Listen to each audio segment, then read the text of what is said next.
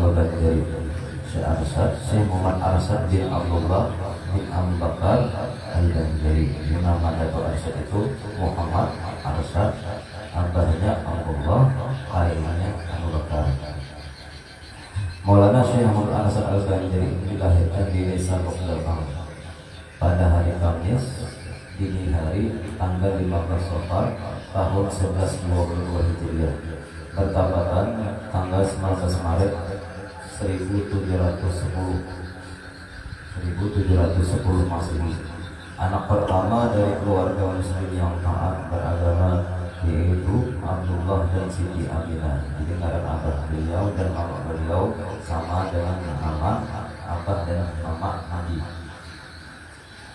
Sebagaimana dalam kitab Syajaratul Arsyadiyah karangan daripada Syekh Abdurrahman Sadiq bin Muhammad Afiq, karangan Datuk Safar, bahwasanya beliau berpendapat bahwa Syekh Arsad itu adalah keturunan Alawiyin juga, keturunan daripada Suriat Abadi II, Suriat Nabi II, melalui jalur Sultan Abdul Rasid bin Danau.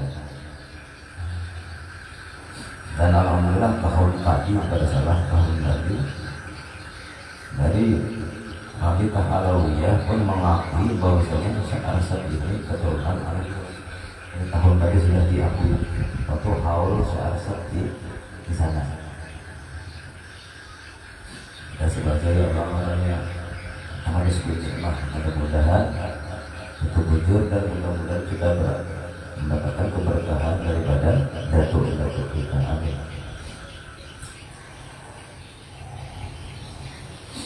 Beliau adalah seorang ulama serta aulia. Beliau hidup pada masa tahun 1122 Hijriah. Beliau disebut sebagai Haji Besar dan mendapat julukan Datuk Malampaya.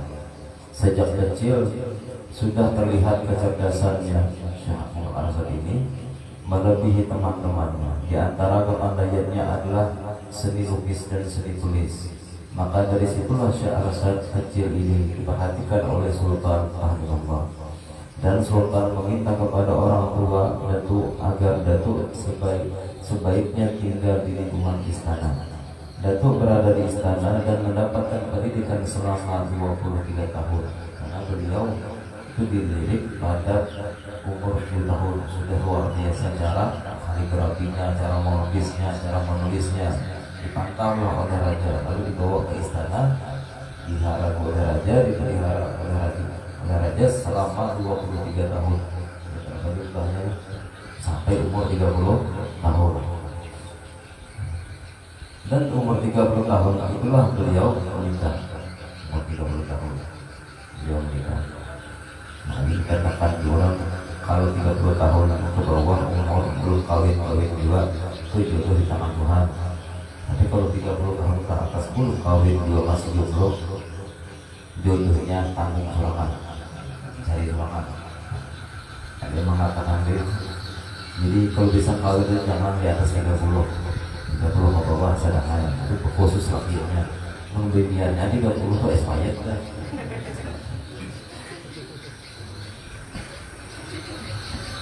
30 ke bawah cadangan kawin. Beliau lalu terlintas di hati untuk menuntut ilmu ke Makkah Al-Mukarramah. Di Makkah beliau selama 30 tahun dan di Madinah selama 5 tahun. Padahal sebelum berangkat ke Makkah itu istri beliau sedang mengandung anak pertama. Beliau dapat topik hidayah untuk menuntut ilmu ke Makkah pada umur 30 tahun. Padahal beliau sudah punya bini. Pada saat itu beliau sedang hamil. Boleh aja kita menuntut ilmu, tapi jangan jauh-jauh, di sini aja.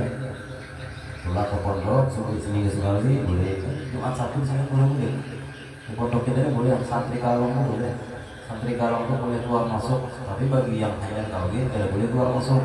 Seminggu sekali atau 2 minggu sekali tidak boleh mencas. Tidak boleh aja. Tidak ada kata terlambat. Lebih bagus kita mengukir di atas batu daripada mengukir di atas batu. Daripada mengukir di atas batu daripada kayu. Di tanah suci, Datuk Syekh Arsad ini mengaji kepada beberapa syekh yang terkemuka, di antaranya Syekh Athaillah bin Ahmad al-Misri, Al-Faqih Syekh Muhammad bin Sulaiman al-Kurdi, dan mengambil ijazah dan memperdalam ilmu tasawuf kepada Syekh Muhammad bin Abdul Karim As-Samad al-Madani. Masih banyak guru-guru beliau yang lainnya. Selama menuntut ilmu di sana, Datuk menjalin persahabatan dengan Syekh Abdul Somad Al-Palimbari. Dia disebut dengan empat serangkai. Jadi kita ini ada hubungannya dengan orang-orang Palembang, Abdul Somad Al-Palimbari. Dan yang kedua Syekh Abdul Rahman Misri Al-Jawi, Bedawi, orang Jakarta. Dan Syekh Abdul Wahab Al-Bugisi, orang Bugis.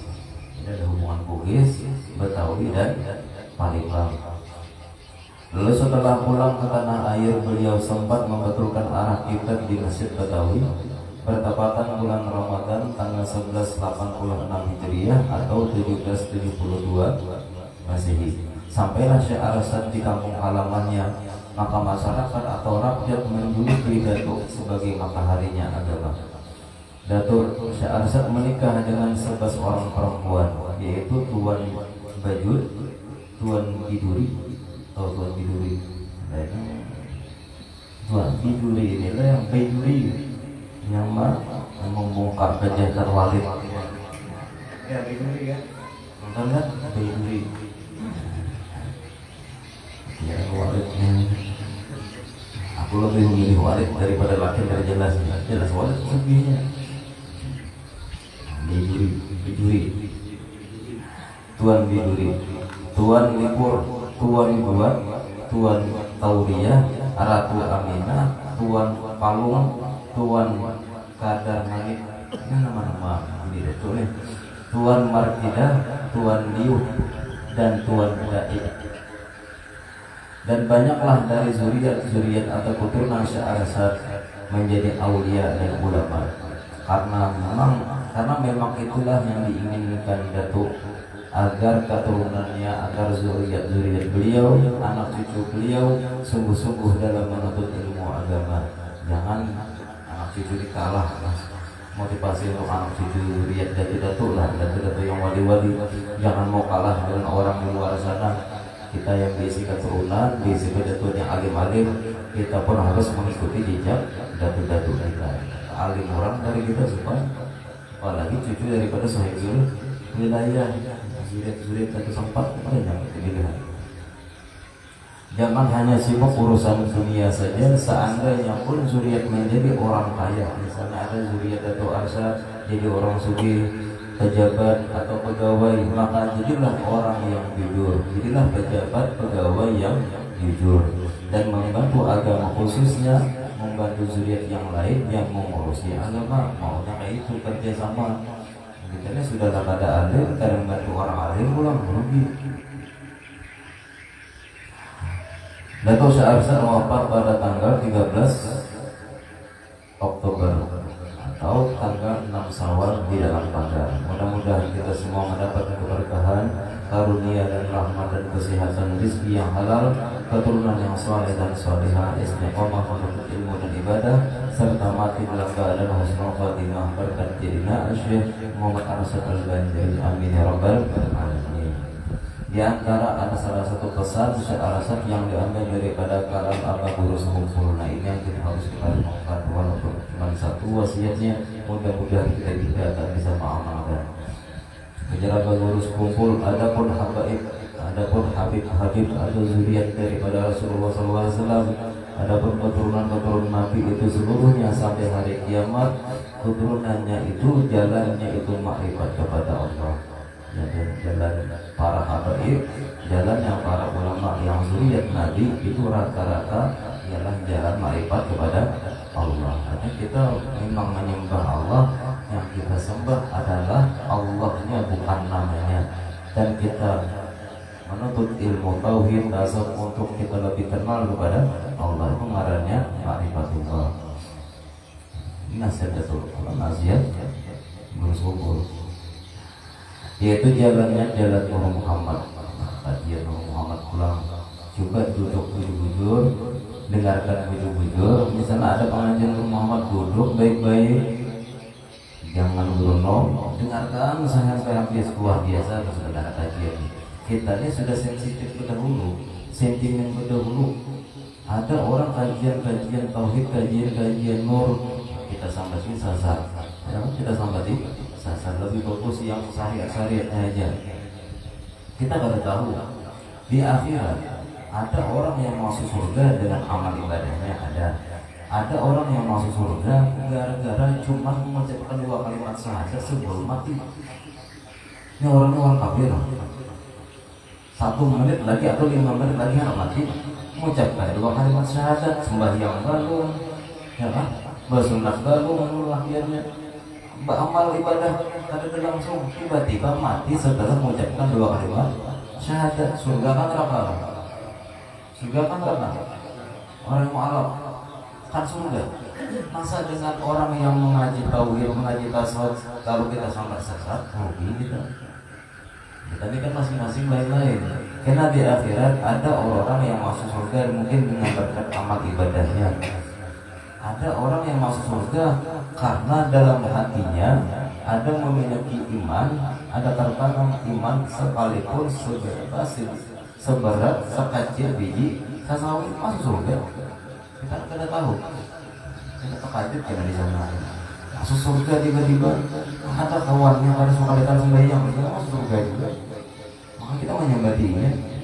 Kalau masuk surga sama ya masing-masing ada diisi amalan atau masing-masing ada diisi Allah memberikan anugerah kelebihan untuk memasukkan ke dalam surga.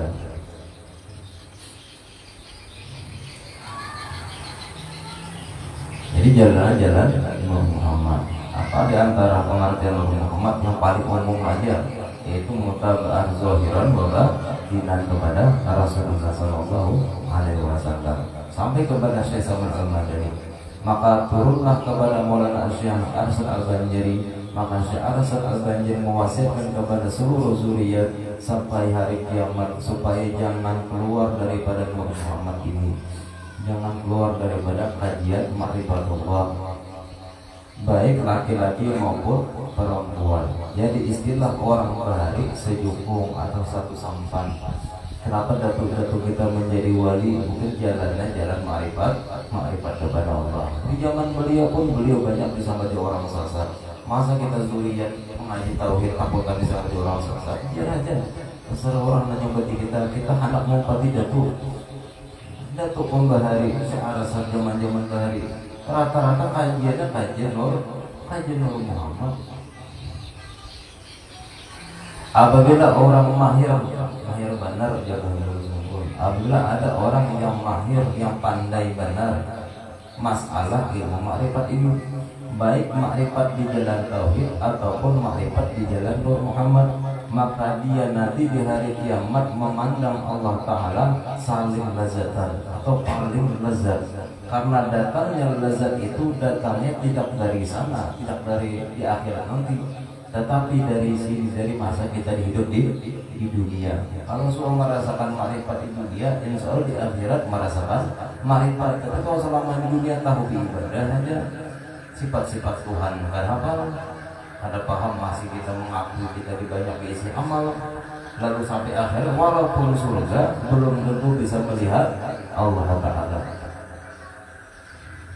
Atau kita disuruh pilih anak masuk surga kan masuk neraka. Surga kan neraka, kan surga pilihan kita. Cuman ada pilihan masuk surga tapi ada suang ketamuan kawan Tuhan. Masuk surga tapi setiap hari Jumat jadwal bertemu Allah, jadwal bertemu dan melihat Allah, kita dilarang. Atau kita masuk neraka tapi diizinkan melihat Tuhan. Pilih mana? Pilih masuk surga tapi belum melihat Tuhan. Maksudnya apa tahu? Maksudnya kita kan ada pilihan sebenarnya. Kita ini hendak mudah-mudahan selama kita hidup di dunia belajar tauhid, belajar tasawuf, mudah-mudahan kita mendapatkan makrifat selama hidup di dunia. Sekalipun hanya sedetik, 2 detik atau 2 menit, kira di akhirat nyaman. Makanya ada yang mengatakan seandainya dari sudut aku nih dimasukkan ke neraka oleh Tuhan, masukkan ke neraka, lalu dikasih kesempatan melihat Tuhan, Aku dikasih kesempatan bertemu dengan Allah langsung. Allah kan ampun neraka, yang punya alam semesta. Aku lebih memilih masuk neraka.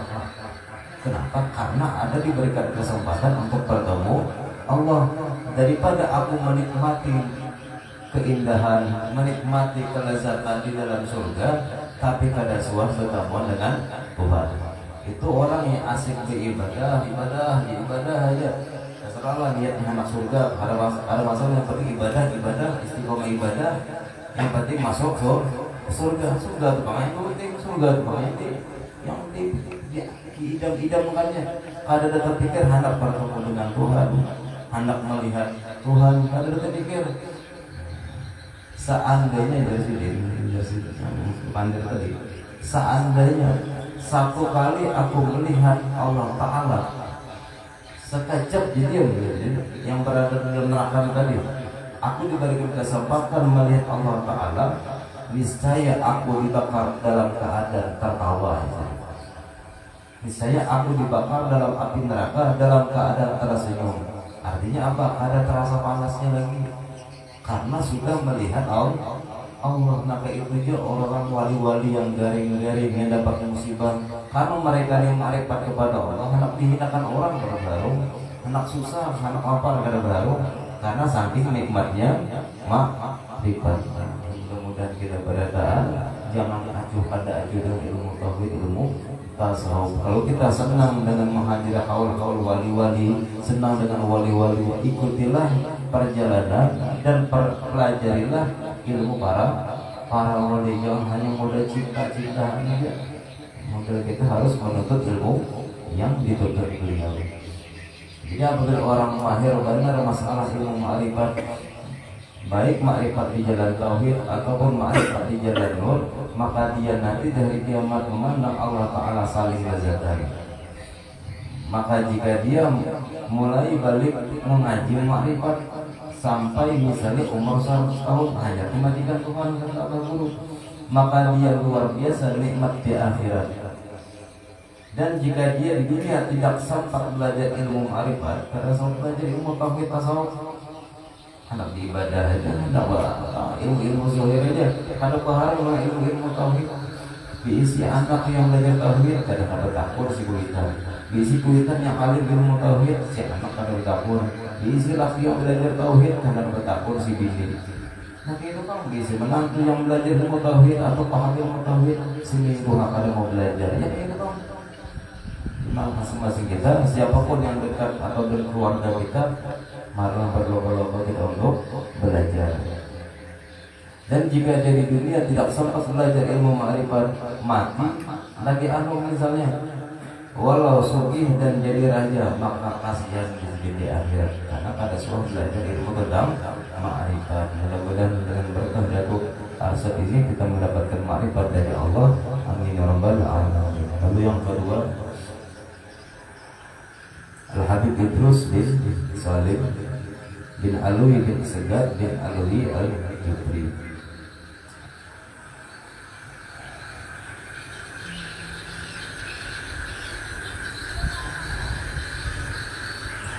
Habib Salim atau abahnya Habib Idrus ini, beliau adalah seorang qadhi atau hakim atau mufti. Ada tiga ini, qadhi, hakim, mufti, orang lebih itu bertemu mau tiga berarti ulama yang memiliki otoritas mutlak untuk memberi fatwa di kota Tarim Hadramaut.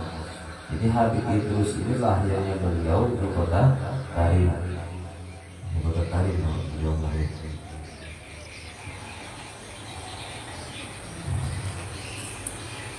Kemudian pada tahun 1327 Hijriah atau sekitar tahun 1909 Masehi, bersama sang ayah Habib Salim itu, Habib itu berangkat ke tanah suci untuk menunaikan ibadah haji dan berziarah ke makam Rasulullah SAW di Madinah. Di sana mereka menetap selama 6 bulan. Selama itu Habib Salim memanfaatkan waktunya untuk mengajak putranya ini berziarah kepada para alim ulama, para aulia yang berada di Hijaz pada masa itu, untuk meminta berkah, doa serta ijazah dari mereka. Salah satunya kepada Syekh Abbas Al-Maliki Al-Azani.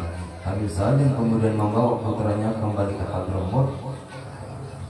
Kemudian pada tahun 1320 Hijriah atau sekitar 1909 Masehi, bersama sang ayah Habib Idrus berangkat ke Tanah Suci untuk menunaikan ibadah haji tadi. Lalu beliau pulang ke Hadramaut, dan di Hadramautlah beliau banyak menuntut ilmu. Setelah itu beliau membawa Habib Idrus belajar ke Indonesia, tepatnya di kota Manado, untuk menemui ibunya Syarifah Nur Al-Jubri serta Habib Alwi dan Habib Syekh yang merupakan kedua saudara kandung Habib Idrus yang telah terdahulu hijrah ke Indonesia. Setelah beberapa waktu di Indonesia, Habib Idrus dan ayahnya kembali ke Hadramaut. Setibanya di Hadramaut, Habib Idrus mengajar di madrasah yang dipimpin oleh ayah beliau. Setelah itu Habib Idrus menikah dengan Syarifah Bahiyah dan kemudian dikaruniakan 3 orang anak, Habib Salim, Habib Muhammad, dan Syarifah Ruqayyah. Pada bulan Syawal 1334 Hijriah bertepatan 1906 Masehi, ayah beliau wafat, dan pada tahun itu pula Habib Idrus diangkat oleh Sultan Mansur sebagai mufti dan qadhi di kota Tarim Hadramaut. Padahal usianya saat itu baru 25 tahun.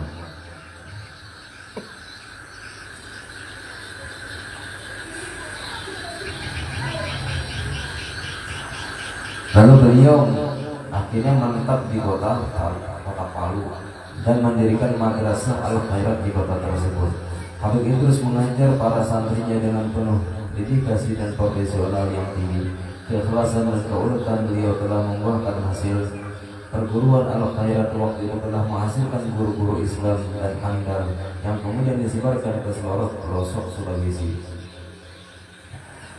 Pada tanggal 11 Januari 1942 Masehi, Jepang menduduki Sulawesi dan menjadikan kota Manado sebagai pusat pangkalan di kawasan timur Indonesia. Tidak berselang lama setelah itu, Jepang memerintahkan penutupan perguruan Al-Khairat selama 3,5 tahun. Kependudukan Jepang, Habib Idrus tidak menyerah sedikit pun untuk mengajar kepada para murid-muridnya.